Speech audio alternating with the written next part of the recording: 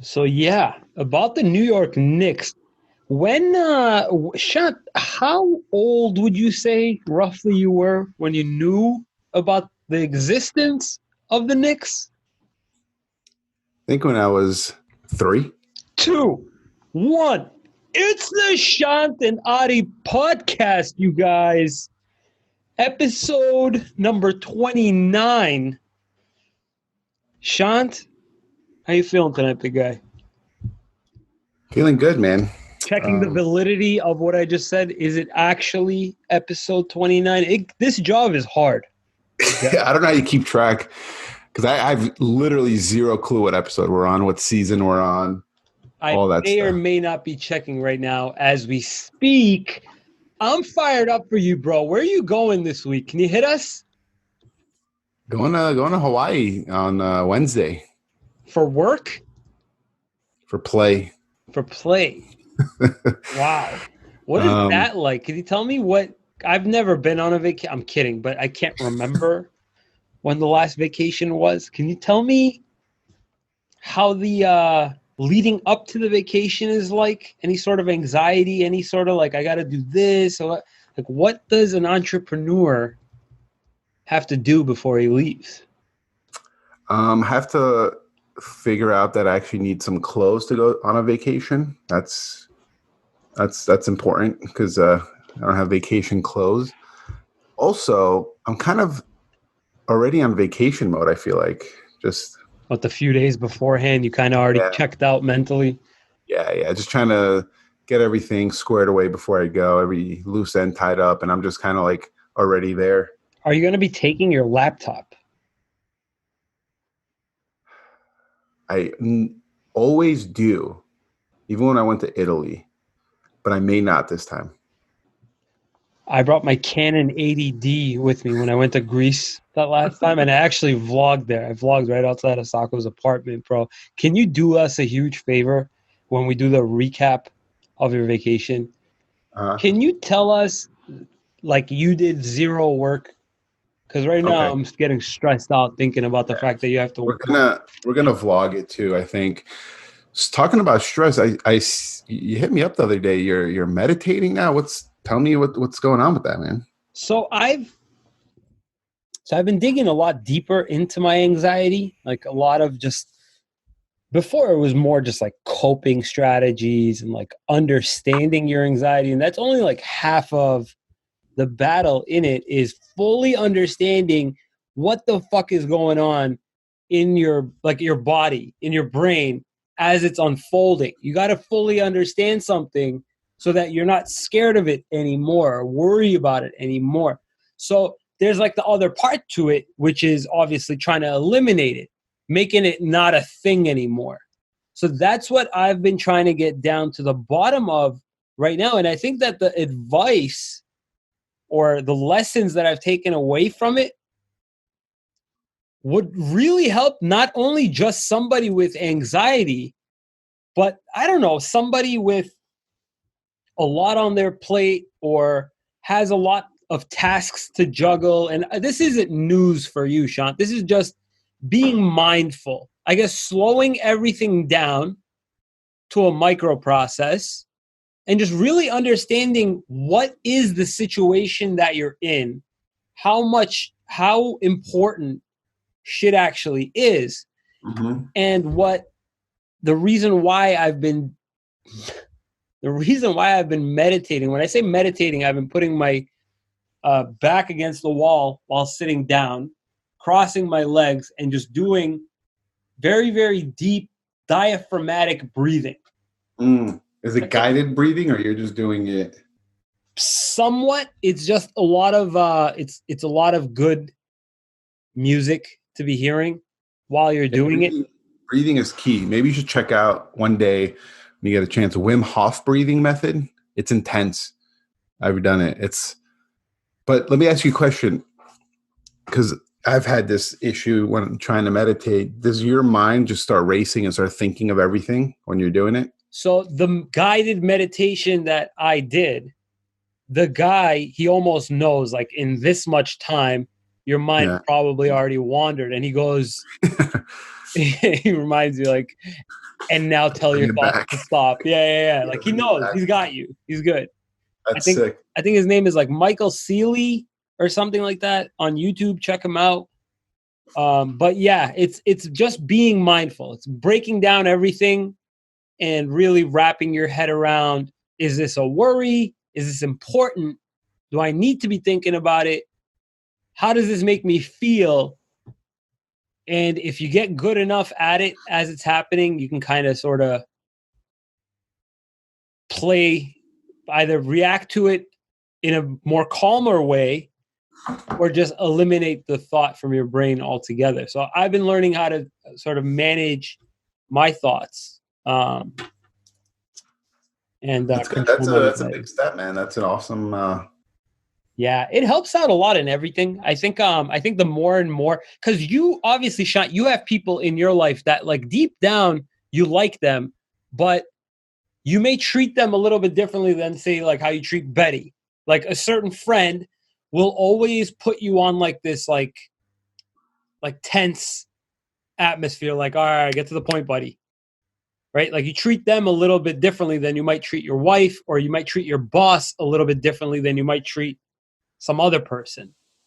So I think it's really just boiling it down to slow it down and understand what you're feeling when you're talking to that person, so that you don't react, you don't overreact, you don't underreact.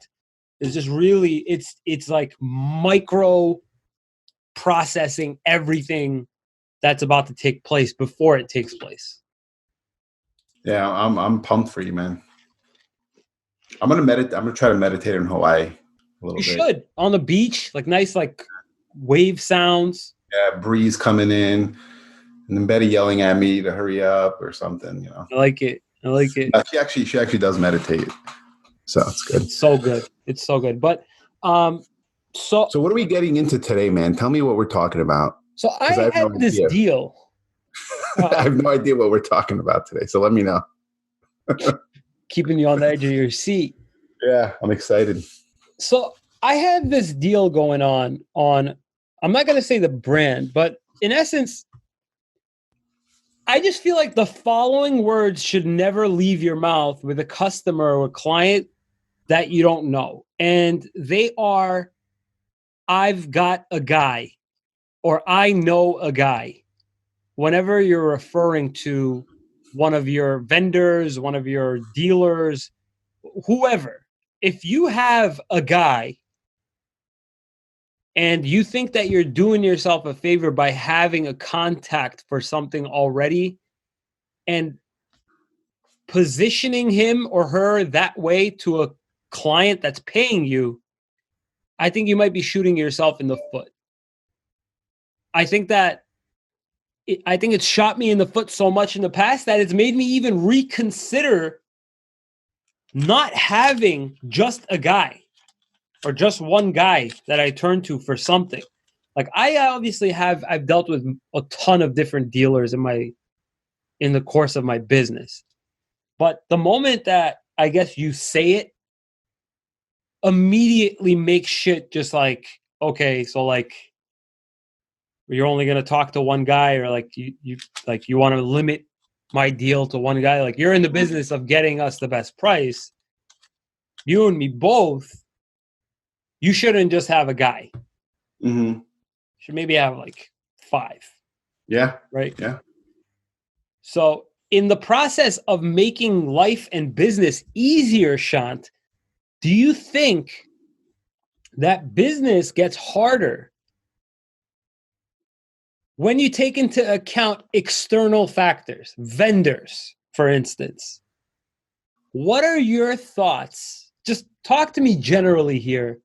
What are your thoughts about vendors and how that poses a risk in your business, in your perceived reliability and intelligence, like what your customer thinks of you, how vendors affect that, and if you have any sort of anxiety around vendors? Okay, I gotcha. So we'll start with the real estate sales side and then get into the investing real quick. So the vendors, for me, vendors are like loan officers, like you had a loan officer, title, escrow company, right? So when a client comes to me, I'm like, this is the guy, my guy, the lender, go through him. This is the title company. They're the best, blah, blah, blah. So the anxiety comes into play when they're not firing on all cylinders, right? And the problem happens where I think, the Mr. Nice Guy comes in and we get buddy with them. Excuse me. We're kind of cool as far as like, hey, like it's all good. You did a screw up here. Just next time be better. Instead of like, laying it down and being a true, keeping it professional. Like, hey, I have this outline of what you need to do, and this is what you need to do every time, right? So it took some time for me to build to that, because in the beginning it was just like, oh, you're my guy. Here you go. Here's my client. And then they would screw it up, and I'd be like, oh, no worries, man. Let's just, instead now it's like, this is my process. This is my process. You're going to follow my process, right? Because if you don't, I'm going to use someone else. Right. So that's like the real estate sales side. The investing side, where we kind of got burned, this Tell me about that. Tell me about that. I don't know. Yeah. Or can you? Yeah. No, it's not a big deal. It's over. We made money on it. We still made good money on the flip, but we had a general contractor, right? He was a friend of mine, not a friend, but acquaintance of my business partners, and I became acquaintance with him. And we trusted him, right? We didn't have a set like guideline, because we were rookies and he's been doing this for so long. So it's like, oh, he's going to help us, right? He helped us, all right? Yeah. So, we thought we could trust them. So like, instead of like our instincts in the beginning was like, no, we need to fill out a contract. We need an outline. We need all this stuff. But we didn't do it. And he kind of just did his own thing. And at the end was like, oh, we have to split profits on top of what we made, me and my business partner, because he, that's how he rolls. And we're like, no. like, what do you mean that's how you roll? Like, how I roll is, we're going to take the profits and, and it became really challenging because he held up the deal. He was able to, because when a contractor, remodels a property, they have to, for the property to close, they have to sign off on the property saying there's no liens on it. They're not owed any money. Right. So he was holding it up. Shit. Yeah. This is our friend. Well, it's like, oh, it's a good guy. He's we thought he was going to help us out. Right. So he waited till the last day until we said, you know what, let's just be done with it. We still have enough money we're making. It's a lesson learned, right? We didn't do this, what we said we should have done. We'll never use him again. And we just moved on, and we had to cut that check. I used to listen to a lot of, who I used to listen to? Dave Ramsey. I don't know if you've heard of Dave Ramsey. Yeah.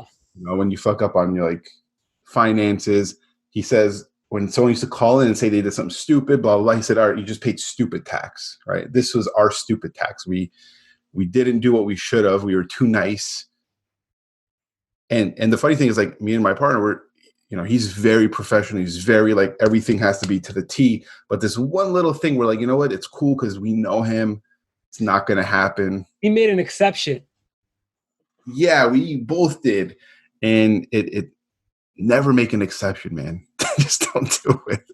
Fuck, man. It cost us about $7,000, probably 10, maybe 10 grand. Yeah.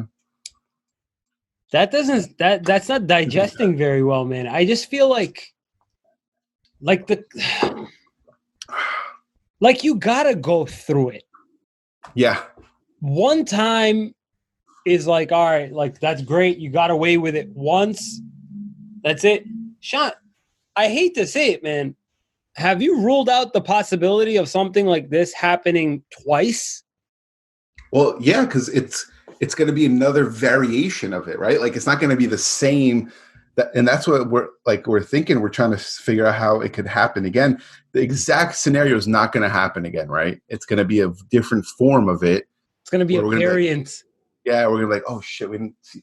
Fuck me, man. That shit happens to me all the time, man. It's crazy. Fuck. Because I know exactly when you said that right now, I'm like, dude, you're 100% right.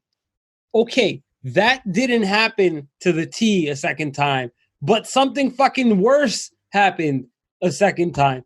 So, And you think this was the worst thing that could happen. You're like, oh, I'm good now. You know, no. So I'm right now, my head is what I'm thinking about vendors, who I want to use. Like, I have it easy with this guy. I can just like text him. He'll set something up for me. It just makes me so much more on edge, like on the edge of my seat. But it goes back to that time about the Toyota deals. Remember, I had that Toyota dealer that I was doing constant business with because they were getting the job done, but they were compromising a lot of my credibility. And thank God that my credibility, like the client saw, like, yo, it's not his, like he didn't have any control over this. But when you do have the control over it and you still choose to use a shitty vendor because of fear, right? You fear that you're going to damage a relationship with somebody else or fear the unknown of the new, right? Because this is the exact conversation we had in the midway through the deal going on. We knew this was going to be an issue. We saw it coming, right? And we were like, do we just cut our ties right now, get rid of this dude, or do we just like hope and pray it doesn't get as worse as it did? And because we're like, if we get rid of this guy and bring on a new contractor, what's that going to look like, right? Like how we don't know this other person. We don't know like how good they're going to be. What if they cost us more money, more delays, right? So it's like you kind of just got to sometimes take the better of the less of two evils or whatever it's called. Yeah.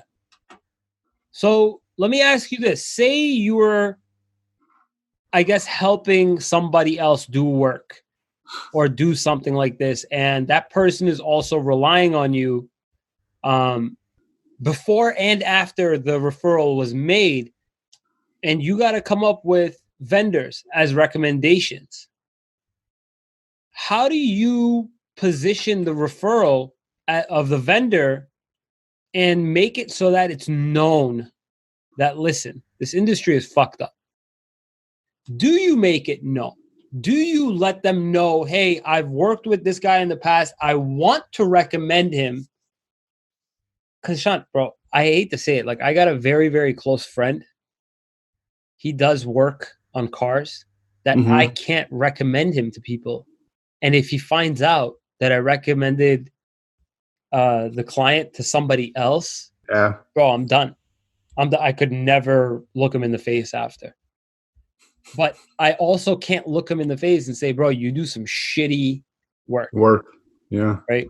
So it gets awkward. It gets very, very awkward very fast, especially if you live in a small place. Like, listen, you got a guy, you got a friend, say one of my mutual friends with somebody, he needs to have a party catered. Right. But for whatever reason, I don't know, or say have a reputation of like, I don't know, hiring drug addicts as our waitresses and waiters, right? Like, what if one of the guys like overdoses on site? You know, like just, and then like the guy's thinking about it, like, yo, I want to recommend Adi's company, but, and then they go with somebody else. I'd never want to talk to that person again, or would I? Yeah, it's crazy, man, because I've had those partners where I'm like friends with them, like lenders, but I don't recommend clients to them because they're just not that good. And I sometimes, like, if I do one time recommend someone, I'm like, listen, I've said this literally. I'm like, listen, they're not the best at. They're not gonna like. There's gonna be a lot of screw ups, but you're gonna get the best deal at least. You know, like I let them know. So I guess this conversation is pretty important to have, and I think that it's going to catch you a little bit off guard. And the one thing that never gets talked about because it never personally affects you. You could go under the radar and just recommend the person you were hoping to recommend, but it goes deeper than that. Because you have such a strong, I don't know, friendship or like a desire to want to give that person the business, but he or she just fucking sucks. Something's making shit fucked up. How much value do you see in approaching the vendor and letting them know, hey, listen, this is pretty serious. I really got to set aside a couple minutes and talk with you about something because it's been bothering me. That's a fucking hard conversation, bro. Jeez. Right. I'm having it's our Mr. Nice Guyness kicking in where it's. And I think it's such a powerful and empowering conversation to have. Is letting your business contact that thinks he has you wrapped around his finger know, hey, listen, this and this happened, and I completely hesitated even talking positively about you. So what I'm saying is do you think that it's a good conversation to have? It is. I don't know if I could do it though. Why? It's just, I guess it depends on who it is, right? Like, I mean, what if I'm referring people to you? And I mean, if it was you and you're not like, if you're doing good, I'd be like, bro, like you've kind of, with you, I could have that conversation. With some people, it's kind of tough, man. People get very, very defensive and emotional about that and sensitive. So it really depends on the person, man. So let me give you an example. I'm very busy. I have messages in my phone that haven't been acknowledged. I have all sorts of unreplied to shit, and I don't feel bad right now. I try to pick what I feel as though is the most pertinent and that I need to respond to. You sending me a referral in Arizona is the least of my fucking concerns. Yeah, sorry, Seneca. No. I'm just saying, like, listen, it's the least of my fucking concerns. First of all, I wouldn't even take Seneca's money, right? Second of all, it's not even a deal I can actually do. Plus, he's knee deep in it. He just wants some advice. Yeah. For me, it means just as much to give him good advice, but it means just as much that I don't harm my relationship with you, to never put you in that position of not being able to refer me, right? But some people don't think like that, and it's not that they don't think like that as if they actually need to. They think like that because they're so trapped in their way of doing shit, and they think that they're right, that you really do need to break out of that nice guy bullshit and let them know, especially if you really do, if they are a friend, man, like my dad has like close friends that like are, they supply him stuff. Right. Yeah. And Shant, when I tell you, when like my dad and like Bedig, Anto's uncle, when they talk business, bro. Like, biberi bekmeze, hasavne Turkiyain. It was ruptured. You got to send it back. Not like Peranut Kotsbaya Pammi said, no, because that's not his problem, but he doesn't know about it. So now he has to bring it to his attention. Yeah. It wasn't Bedik's fault. It's like buying a brand new car. It's brand new. And fucking I don't know, one of the buttons is missing inside the car. Yeah, not your fault. Not your fault. Shit happens. But he that's what your dad's fucking such a G, man. It's not even just my dad. It's Bedik too. And this shit comes with experience. It really does. Yeah. But the beauty of not being a nice guy And I wish I had this in me to tell even my friend, because I don't have a problem telling a dealer what's wrong. But the moment that you're able to tell a friend that you're doing business with that you fucked up, you've really mastered the art of not giving a fuck and watching out for your reputation as a as a credible business tool. So did you read that book, The Subtle Art of Not Giving a Fuck? no, should I? Nah, it wasn't that good because you just literally just said it, and I was like, I wonder if you read it, but it wasn't. I didn't learn how not to give a fuck, so didn't work. I'm still wrapping I'm taking it day by day. I'm taking it interaction by interaction, and I think a very good opportunity is telling a vendor, especially if they're a friend, is really just like dissecting it, making sure that what you're saying is completely true, and doing it. But what would you say are what could possibly go wrong in telling a friend or a vendor that your work really sucked that last time? Well, it's kind of fucked up. So, I actually have this exact scenario happening, but it's more personal right now, and I've like been dreading this conversation. So my landscaper, right? He's a friend. He's just not good. He's just not good. He's bad. He's a bad landscaper. But he's such a nice guy, and like I like him, and he's new, so I'm trying to give him a shot, and he just like doesn't cut it straight. It's like it's just so annoying. So I've told Betty, I'm like, Betty's like, just tell him to like do it right. And I'm like, how do I tell a landscaper to do it right?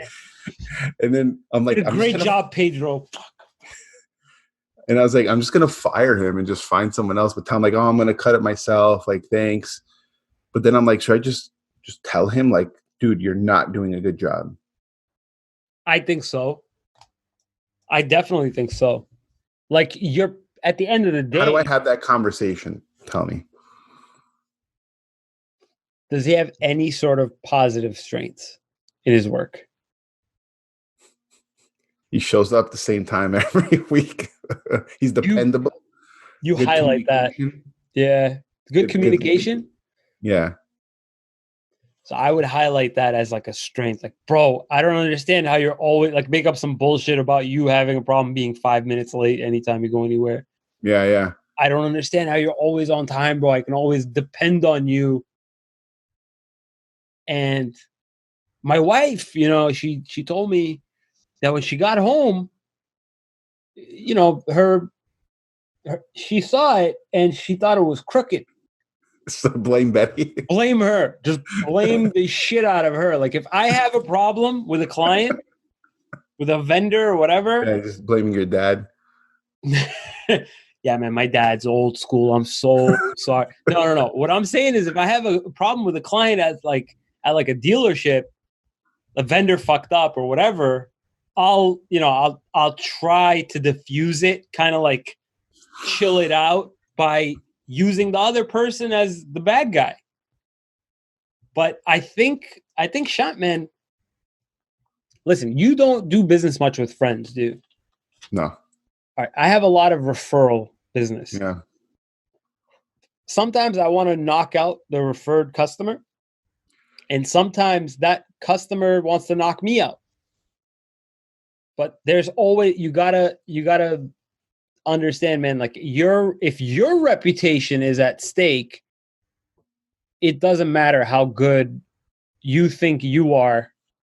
If your vendor fucks just even one thing up, I feel like it'll just make it that much worse. Yeah. So I feel like if you're doing business with friends, bro, you got to pick. It's either one or the other.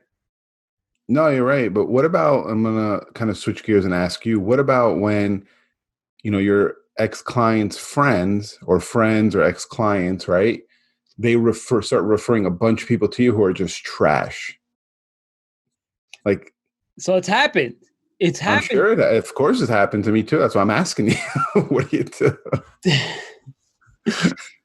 Do you think that at this point, if I were to start listing off a bunch of criteria and a budget in a matter of like a 4-minute conversation, that you would be quickly able to tell how this business relationship is going to go down. Yeah. Like if I told you, hey man, I was just curious, like I'm in the market, but I'm like looking for like a 3-bedroom, 2,200 square feet for $318,000 or Yeah. less. Would you be like, we're wasting time? Yeah. I'd be like, hey, like it's going to be tough. I don't think it's doable. It's, I wouldn't even. No, not even. I think it's tough. I think. I think when they know that they're like out of their mind, I haven't seen it. I haven't seen something that low. Do you have anything that you saw that was that low that even you if could it's a send over, referral. even if it's for a referral? Because I think that the moment that they get kind of like funny with you, they're gonna keep on trying to like crack jokes or like, hey, you think you can take less commission on this, right? But I think the referral, you got to look out for your reputation with the client. Maybe even reach out to them.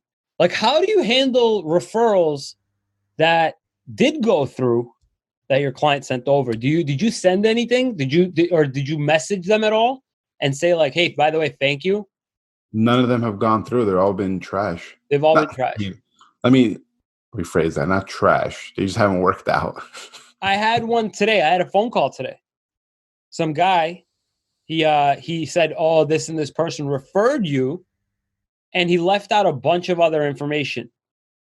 He told me which car he wanted, all this stuff about what he's looking for, what kind of car he's in, everything that I need to get the deal done. Yeah. And then during the phone call, he mentioned he had already visited 3 dealerships or talked to 3 dealerships about the price. He left this out. It turns out the guy is like $15 better than any lease payment that I would have quoted him. So I'm seeing where the conversation is going in like 5 or 6 minutes in. And I remember that the guy that referred me was a really nice guy. So do you think that just for a second, that out of respect for the guy that sent it over to you, that referred it to you, do you think out of respect you owe it to him to be just a little bit nice, but tell them that you don't know what you're talking about? Do you think that that's the right approach, or do you think actually helping them for a little bit is the right approach because they sent it to you? Probably helping them a little bit because they've been sent over. But what do you do to the person? Let's say you couldn't help them; they're out of their minds. They're just not realistic, and it doesn't work out. What do you do with the person who did refer you? Do you let them know, like, hey, I tried to help them out, didn't work out, so they're aware, or do you just like ignore it? I would shoot them a quick message and say like, hey, by the way, thank you for referring so and so. I think that they'll get the message very, very very clearly. Maybe after they hear like the guy was trying to get their same house for $100,000 less. You know what I mean? And be like, dude, I can't believe I referred him to Shant, and he was still thankful. So, I just like it's this is such a unique conversation to me because nobody talks about how do you handle people getting thrown at you and you don't want them, or how do you handle vendors and maybe even vendors that are your friends. That's the hardest part. That's the hardest part, man. It's so tough, man. And I have a decent amount of now people that I eventually had to stop working with that I guess we're still cool. Like if I kind of like said what up to them, they'd still be cool, but I can't do business with them anymore because they've jeopardized my business. Yeah. So I don't know. I think the more and more I get deeper into business, Shant, I think the more and more I stop wanting to do business with friends. Yeah, man, it just really that goes both ways. That goes both ways. No? Like you don't want to do business with, you don't want to be friends with clients. It's, you know what it is, man? There's certain friends that I kind of don't want to do business with because like if it goes wrong, dude, like the friendship's over.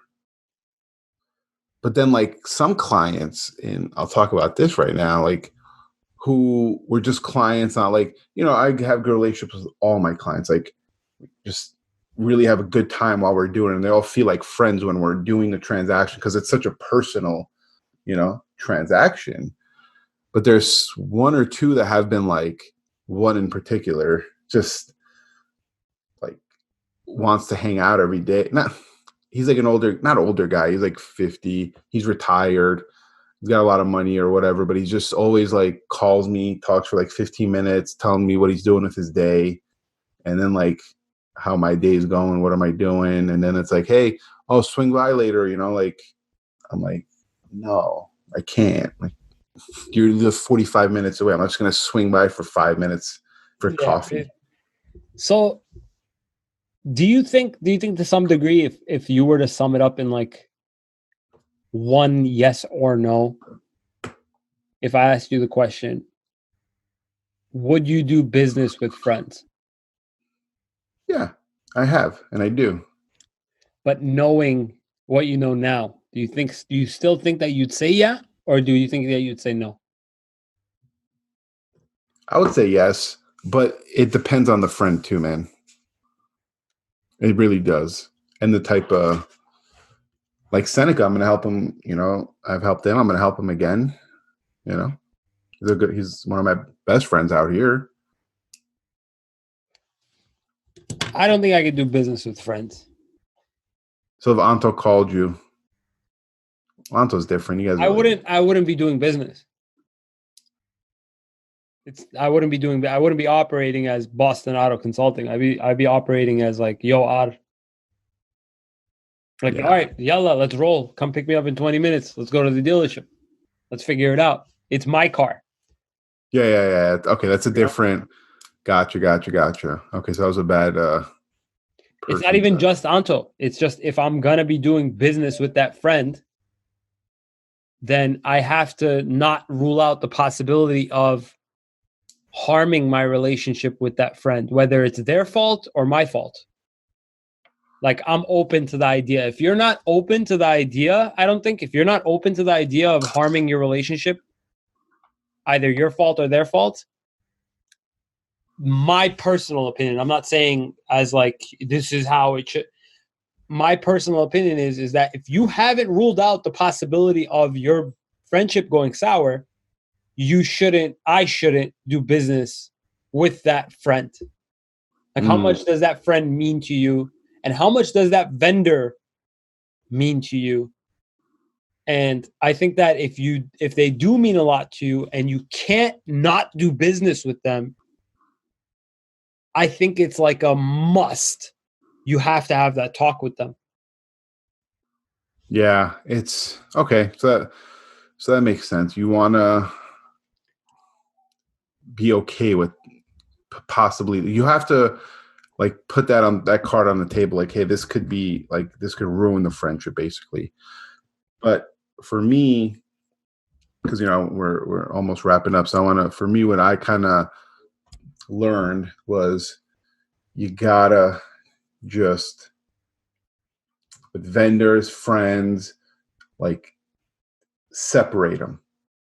Like if you're gonna help a friend, keep it perfect. Like you gotta. It's like not like onto like, hey, like I'm not gonna like help you as BAC. I'm gonna help you just like we're gonna go roll. But like if you're gonna help a friend, freaking just like this is how I operate. This is what's gonna Follow happen. Your process. Yeah, the process. And I used to do this. Like if it was a friend, I should like undo the process. Like it's just my friend. I'm like, no, stick it to the T, right? And if you have a friend that's going to be a vendor partner, like a general contractor or like a dealer, like no, this is how I operate. Like all cards have to be on the table because that's how shit gets ruined, and you lose $10,000. I love it. Damn. You live and you learn, bro. Yeah. Stupid tax. You still listen to Dave Ramsey? Nah, it's here and there. I mean, I got out of debt, so it's. I think that he's full of shit. I don't like all his shit. Yeah, but I think his financial advice is all fairy tale financial advice. Like, all right, I don't care if you're going bankrupt and you don't have money to put food on the table. Absolutely, do not swipe your credit card. Fuck, you want me to do? You want me to go out hunting in the backyard? first, save your $1,000 With what money? Right? Before you buy bread, have $1,000 saved. Okay. Like, how dare you think about getting milk for the baby if you don't have at least $15,000 set aside for their college tuition? He's like, I don't like the fact like pay your house off cash, like all this stuff. Like who has fucking cash to buy a house, bro? That's what I'm saying. It's all fairy tale financial. It's all extreme. Anybody that goes extreme can make it. They really can. If you get on YouTube and just start saying the most absurd shit, not level-headed at all, just maybe we should be extreme. I think you might have to have some age. You might have to look like you know what you're talking about. Yeah, you've been through some shit. Yeah, like he wears the shirts that I wear, but like you know what I mean? Like he pulls it off. Yeah, yeah. I know what I'm talking about. I wear and then it's like you'll get financially free and wealthy when you're 75. I'm like, dude, I don't want to wait till I'm 75. The average lifespan of Armenians is like 58. The fuck you talk? I'm at my midlife crisis right now. The fuck? Yeah, wait till I'm 75 to enjoy money. Like, I mean, I get it. Like, I guess it depends what you like. But I did if you're in debt and you work, you make a little bit of money. His method does get you out of debt. It really helped us. It does help. I'm sure it does.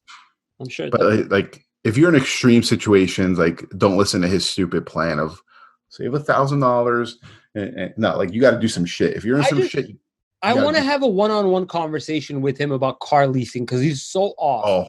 Oh yeah. He's like, why do you need a new car? Why do you need but he's like, the excuse they give. I listened to this the other day. He's like, but I need a reliable car. Why doesn't that $7,000 Hyundai? Why isn't that one reliable? Because that's all I could afford if I had to buy cash. $7,000 Hyundai. What the fuck am I gonna do with that? Be showing a house and breaking down on the way there, Dave. Yeah, dick. It'll make me look like I haven't sold shit in fucking years. But what's his thing on leasing and what like why is he wrong? He keeps on pulling out imaginary numbers for his examples. Like, you lease out this car for $300 a month. That this Honda Accord you're leasing out for $300 a month on a 36-month lease. It's $10,000. That $10,000 you could have bought a used Honda Accord, same one, 3 years used. More, but yeah. $15,000. Yeah. No, it doesn't. They're like 17 or 18, number one. Number two, he keeps on giving $300 for a Honda Accord LX. Where I can get it for like $225, $250. At least make them realistic. Let's see the actual comparison, right? Yeah, Don't make it off by thousands of dollars just because it's easy to save $300. And no, like I'm not doing that. I'm sorry. Like, if anyone has an in on Dave Ramsey, get us on the show, man. Let's fucking, because no one's buying a house cash. I don't even want him on the show. Fucking no. We get on his show to show him, like, dude, no one's buying a house cash. Okay, like, it's not happening. Just, we don't live in Kentucky where it's $30,000 to buy a house. Sorry, like, or bro, no millionaire is sitting there listening to your advice. They're probably on a fucking conference call with somebody. It just doesn't work. You're talking to the wrong crowd here about buying a house in cash. You're trying to teach a fucking hobo how to buy a $500,000. Like, buy it in cash. No, why don't you start somewhere in the middle? Get a job, start saving up, buy it with a big down payment. He's it's fantasy, some of his shit, man. I don't like it, dude. It's maybe we should have a podcast about just crushing these famous people who say stupid shit. Yeah, I have like a theory behind a lot of his his videos, but I'm gonna dive into it. I'll dive into it a little bit deeper next time. Okay. So yeah, All right, Adi. friends, don't do too much. Don't give away a big contract to a friend until you know that friend is capable. Get some stuff on paper, guys. All right, please. Love it. It happens. It happens. Happens to the best of us. Good night, Sean. Good night, everyone.